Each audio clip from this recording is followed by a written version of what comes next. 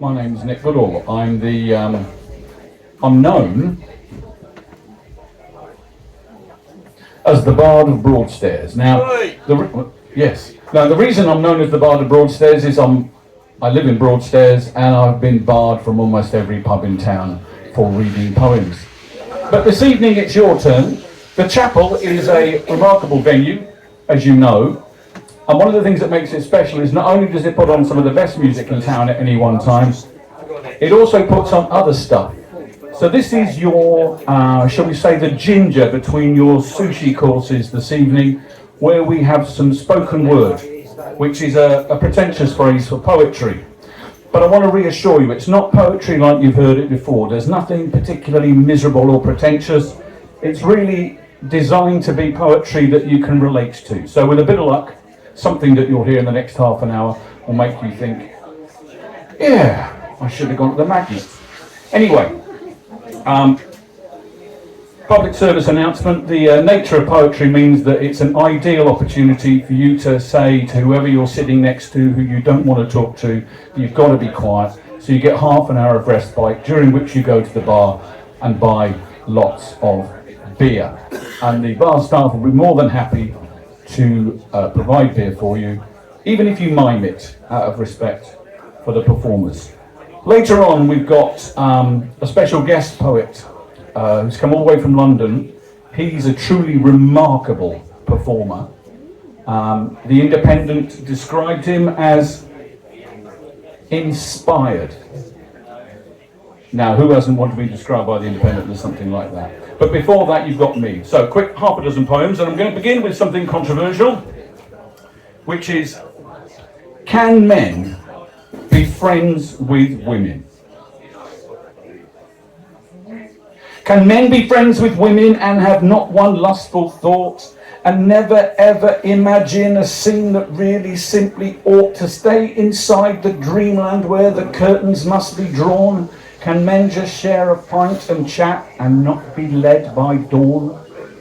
Oh yes, say some, all serious, we're civilised these days. A boy and girl can coexist in wholly friendly ways. They cite a case from Dumpton Gap where a Nigel and a Sue have weekly chats on Wittgenstein while nothing lewd they do. But I have found in all my years when men say just good friends, it sometimes means I'd love her madly if not for the loose ends. Or else she quite adores the bloke, but he's as thick as grout, and neither dares to ask the thing they're really on about. Now don't get me all confused here, friends can be fine and grand when neither try to sneak a kiss or gently touch a hand, but there's a kind of chemistry, a fizz beneath the calm that sometimes makes a handshake feel more like a sweaty psalm. See, women are magnificent, they charm, they glow, they grin, and men will bless our cotton socks, we're fools beneath the skin. We're simple creatures, wired a bit like dogs upon a lead. We see a spark, we chase the flame, regardless of the breed. Yet sometimes, oh yes, sometimes, there's a beauty that is pure, a bond that's not romantic but is solid and secure. Like my old mate, that's Deborah. She's smart if full of gin.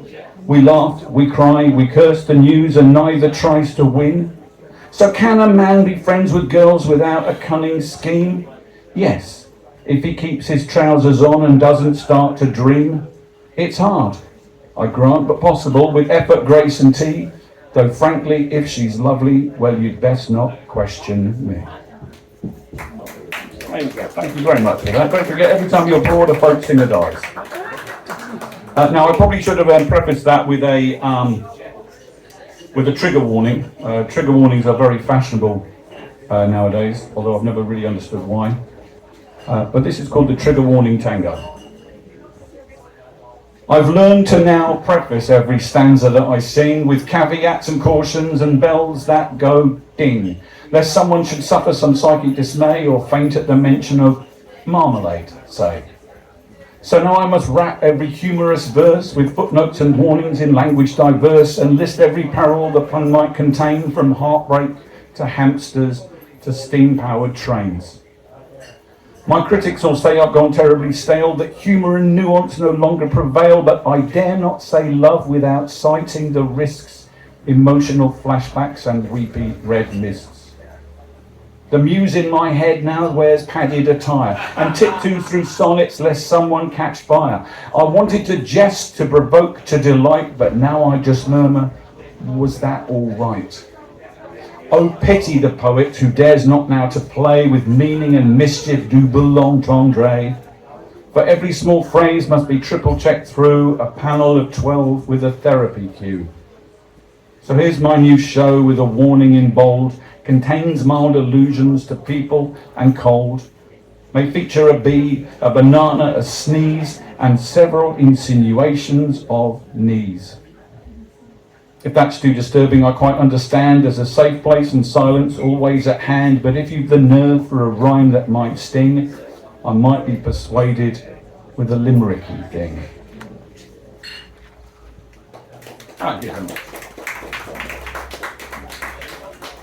Anybody lost their password, online password for anything? Changes your life? This is called the password song, or foot in Facebook. I once had a Twitter, a TikTok, a Thread, a YouTube, a Snapchat, a blog where I said all my innermost thoughts and my late night regrets, and I posted them all with no filters, no sweat. There were selfies with trousers in states of dismay. There were rants about toast going mouldy each day. There were hashtags like tragedy but sexy at least, and a playlist entitled The Best Songs from Greece. I had Pinterest boards full of dubious cakes, a bio that said I'd made tantric mistakes. I reviewed every meal in excessive detail, 5 stars for the pie, but the waiter looked pale. But the password, my friend, the password was long, a swirl of old birthdays and snippets of song. One day I forgot it, I typed it all wrong, and that's when it all went uncomfortably wrong. For my phone had died too and the backup was gone, recovery code sent, for all I know, to Simon Le Bon. So my pages sat frozen like fossils in tar, till my niece dug them up, and she took it too far. She found pictures of me in a leopard print thong, singing karaoke to a Steps tribute song. She read posts where I mused on the shape of my toes and the theory that I had that I looked good on roads.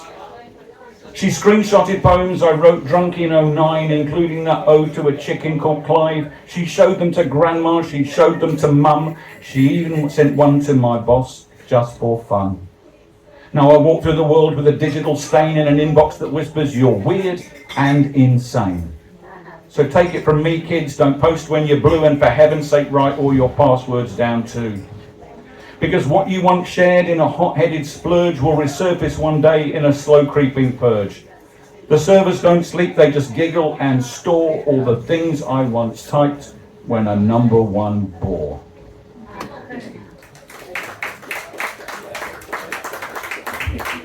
Does anybody remember the 1970s? Usually in Broadstairs it's just does anybody remember? But does anybody remember the 1970s? If you do, there are references here that may flash you back or traumatise you further.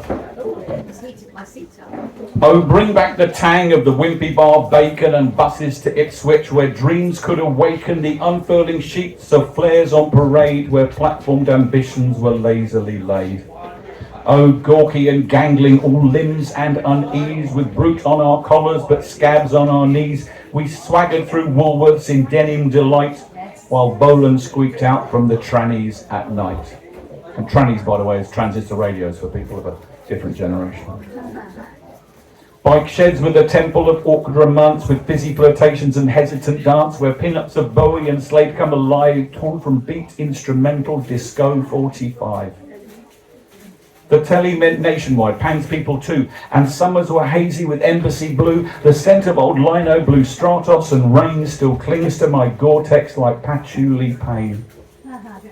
We'd hang round the precinct and chew on our gum and feel both invisible, clever and dumb, caught halfway twixt childhood beginnings of man, with a half-drunk can of cooler or iron brew in hand. Oh, sweet awkward 70s, oh, cringe-worthy age of hormonal ballads and teenage rampage. Your echoes still follow my footsteps today. A ghost in a tank top who looks like Bill O'Day. Hey. Thank you very much.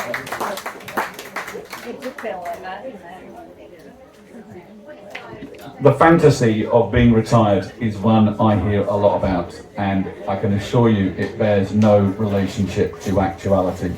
This is called Every Day's a Holiday. My kids think I'm in slippers now, pottering all day, Sky News blaring, constant shacks in my seaside hideaway. But every morning I lie in, my nights begin at 4. In short, I'm now a doddering twat who doesn't go outdoors.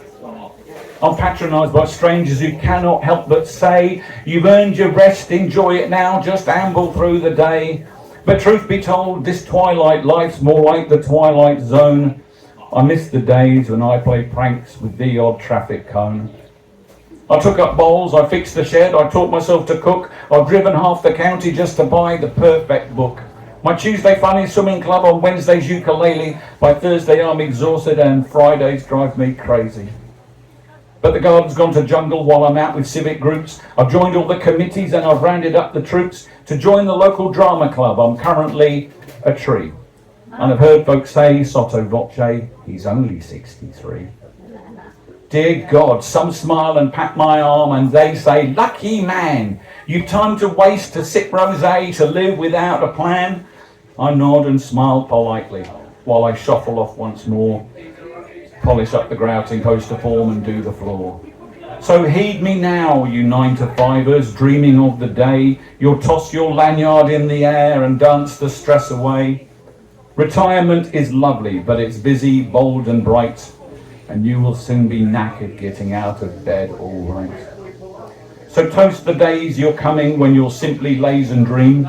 Me, I've got to run, I've got 2 Zooms, podcast fun and something cool on Steam. And finally, Esther, 2 nights ago I saw Roger Daltrey at Dreamland. And, and who'd have ever thought I'd have paid better part of 60 quid to listen to an 81-year-old man tell me what was wrong with the world while singing Who songs. But there you go. So this is called Yesterday's Hero, and it contains a warning about meeting your heroes. I suggest that you don't meet your heroes, keep them safe in your head, let them rest. In the flesh they're much shorter or ruder, and they look well a bit past their best. Please think twice now it's 30 years later, because you missed them when they were profound. You're just paying a debt to your memory while at least one of them's still around. For the past is already gone AWOL. It won't ever come this way again. The risk to nostalgia is brutal, and once squandered is never the same.